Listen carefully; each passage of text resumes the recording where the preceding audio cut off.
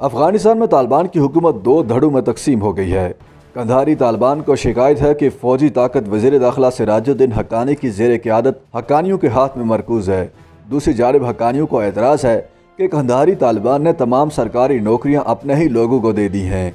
یاد رہے کہ افغان طالبان نے افغانستان کا کنٹرول گزشتہ سال اگست میں سنبھالا تھا، لیکن بڑا مسئلہ یہ ہے کہ امریکہ کی جانب سے اقتصادی پابندیاں لگانے اور افغان مرکزی بینک کے $9.5 ارب کے ذخائر منجمد کرنے کے فیصلوں نے افغان معیشت کو مفلوج کر دیا ہے، جس سے طالبان حکومت مشکلات میں گھری ہوئی ہے۔ انڈیپینڈنٹ اردو کی ایک رپورٹ کے مطابق افغان طالبان کی ایک باغی تحریک سے ایک سیاسی تحریک میں تبدیلی کے عمل نے انہیں اندرونی ٹوٹ پھوٹ کا شکار بنا دیا ہے۔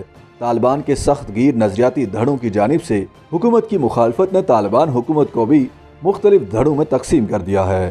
افغان طالبان کا قندھاری کہلانے والا نظریاتی دھڑا القاعدہ کے خلاف سخت پالیسی اپنانے کا حامی ہے، جبکہ وزیر داخلہ سراج الدین حقانی کی زیر قیادت حقانی نیٹ ورک اس کا مخالف ہے۔ یہاں اس پہلو کی اہمیت بھی پیش نظر رہنی چاہیے کہ ان دونوں دھڑوں کے درمیان کوئی واضح لکیر موجود نہیں ہے۔ عملیت پسند اور سخت گیر عناصر طالبان کے تمام دھڑوں میں پائے جاتے ہیں، جو اس اندرونی تقسیم کو مزید خطرناک بنا دیتے ہیں۔ اس وقت افغانستان میں طاقت کے دو مراکز ہیں، جن میں کابل سیاسی اور قندھار نظریاتی مرکز ہے۔ طالبان کے سپریم لیڈر ہیبت اللہ اور ان کی مذہبی کونسل قندھار میں بیٹھی ہے۔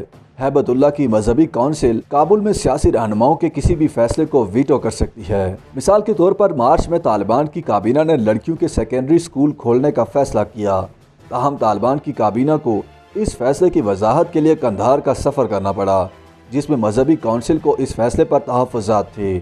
سخت گیر اور عملیت پسندوں کے درمیان اس اجلاس کے دوران شدید اختلافات کے بعد ہیبت اللہ نے اس فیصلے کو روک دیا اور لڑکیوں کے تمام اسکولوں کو دوبارہ کھولنے کے لیے سفارشات کی فہرست بنانے کے لیے ایک کمیشن تشکیل دیا۔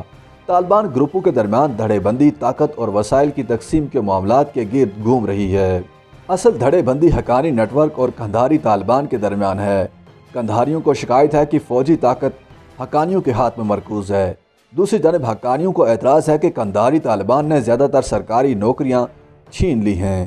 حقانیوں اور قندھاریوں کے درمیان اختلاف کا ایک اور نقطہ افغان جنگ کی فتح کے کریڈٹ پر نہ ختم ہونے والی بحث ہے۔ قندھاریوں کا کہنا ہے کہ فتح دوحہ معاہدے کے بعد ممکن ہوئی، جس میں برملا ملا برادر نے 2020 میں امریکہ کے ساتھ بات چیت کے ذریعے معاملات کو انجام تک پہنچایا تھا۔ اس کے برعکس حقانی کہتے ہیں کہ فتح فوجی جدوجہد کے ذریعے حاصل ہوئی، جس کے لیے انہوں نے سب سے زیادہ قربانیاں دی ہیں۔ حقانیوں کا دعویٰ ہے کہ انہوں نے امریکہ کے خلاف لڑائی میں خودکش بمباروں کا بڑا حصہ ڈالا، جس کی وجہ سے امریکی افواج افغانستان سے نکلنے پر مجبور ہوئیں۔ یاد رہے کہ حقانی نیٹ ورک کابل میں اپنے ہائی پروفائل حملوں کے لیے مشہور تھا۔ دوسری جانب غیر پشتون طالبان کو پشتون طالبان کے امتیازی اور متعصبانہ رویے پر تحفظات ہیں۔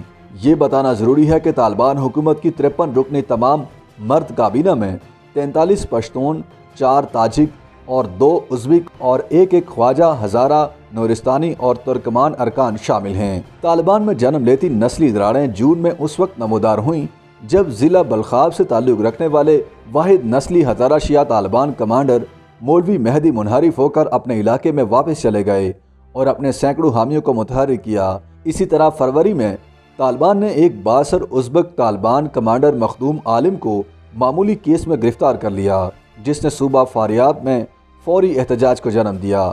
کمانڈر مخدوم عالم کو شمال میں طالبان کی 3 فوری فتوحات کا کریڈٹ دیا جاتا ہے، جہاں روایتی طور پر طالبان کمزور تھے۔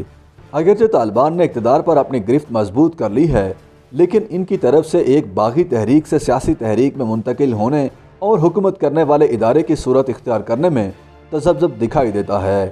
اس تبدیلی کے لیے درکار سیاسی لچک اور نظریاتی موافقت کا طالبان میں فقدان ہے۔ تجزیہ کاروں کا کہنا ہے کہ اگر طالبان کے نسلی، سیاسی، نظریاتی اختلافات اور اقتدار کی کشمکش قابو سے باہر ہو گئی تو ان کی داخلی تقسیم کے ساتھ شمال میں بڑھتی ہوئی مزاحمت افغان طالبان کی حکومت کو گل بھی کر سکتی ہے۔ YouTube پر گوگلی نیوز دیکھنے کے لیے youtube.com کی سرچ بار میں googly news T V type کریں۔ گوگلی نیوز کے پیج پر سرخ رنگ کے سبسکرپشن والے بٹن پر کلک کرنا نہ بھولیے۔ YouTube پیج پر اپلوڈ ہونے والی ویڈیوز سے باخبر رہنے کے لیے بیل آئیکن پر کلک کیجیے۔ آپ کو ہر نئی ویڈیو کے بارے میں نوٹیفیکیشن موصول ہو جائے گا۔